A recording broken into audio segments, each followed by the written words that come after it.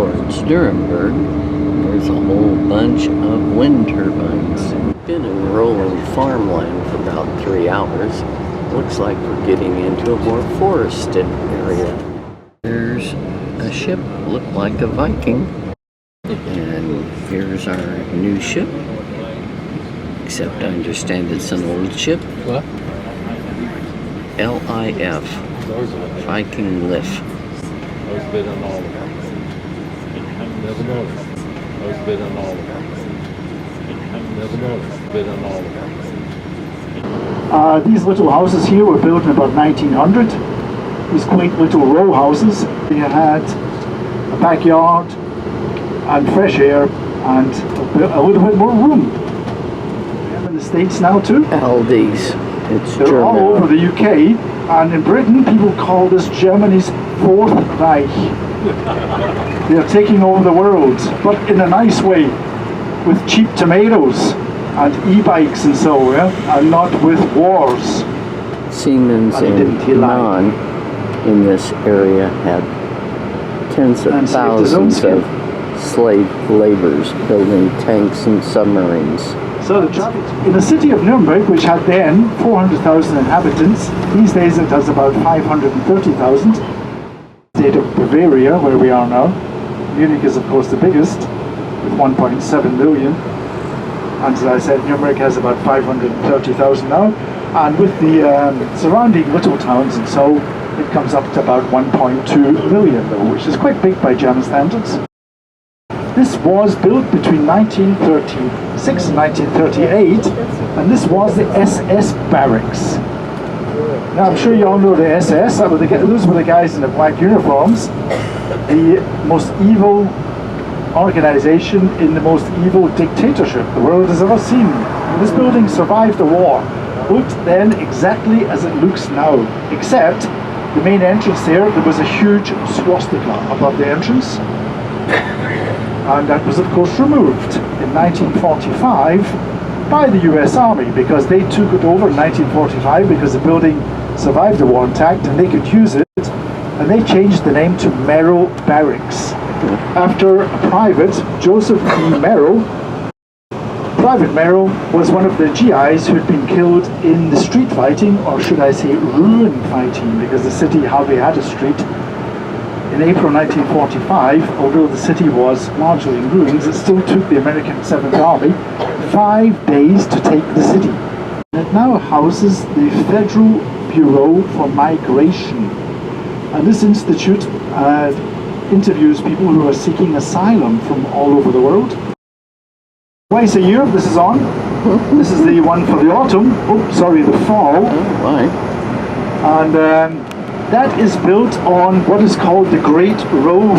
This was a marching ground built by the Nazis, and it goes on for about a mile or two in that direction, and it is used for the fun fair, for the carnival twice a year now.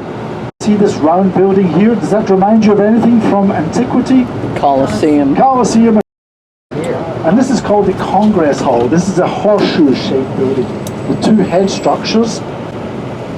And this is one here with this modern part sticking out at the top.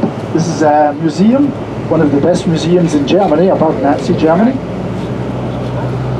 The Colosseum, the Congress Hall is called, is 140 feet high at the moment. But it wasn't finished. It was started in 1935, and work was drawn to a standstill in 1939 because of the war. And if they had finished it, it would have been 240 feet high. The inside part of it, with seats for 50,000 people, was never finished. That would have had a large glass cantilever roof. And it was so designed that when they had the party rallies in September, and at the time of day when Hitler was supposed to be holding a speech, the sun would have shone through the glass roof directly onto the speaker's rostrum, onto where he stood. This was to give him a kind of divine, godlike aura. This was all on purpose.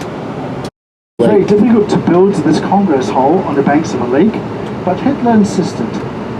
He said, I don't care about the swampy ground and architectural problems.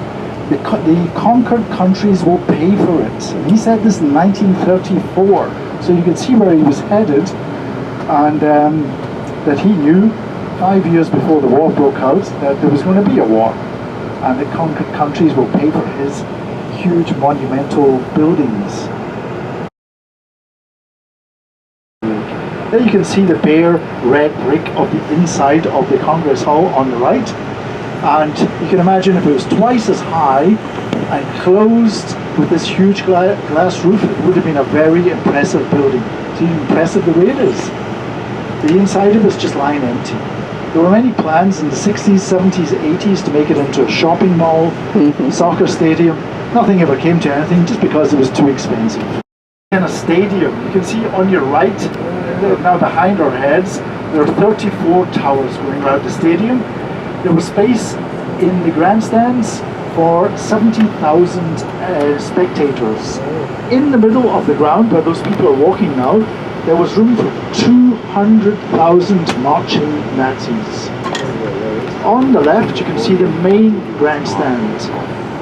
The main building there, where those people are standing up there now, that was built in 1936. On top of it, there was a huge gold-plated swastika, about 15 feet high. This was blown up by the American Army as part of their victory celebrations in 1945. 25% of the people in Nuremberg are not natives. So often they decide if I have to give up my Turkish nationality, I won't do that, so I'll just stay Turkish. And so they're foreigners for all their lives, basically. Hungary, Poland. Lots of Italians and Greeks. From all over Asia and Africa too now as well. It's a very multicultural city and country, Germany. You only have to look at the German national soccer team. You have every ethnic background in the world playing for it.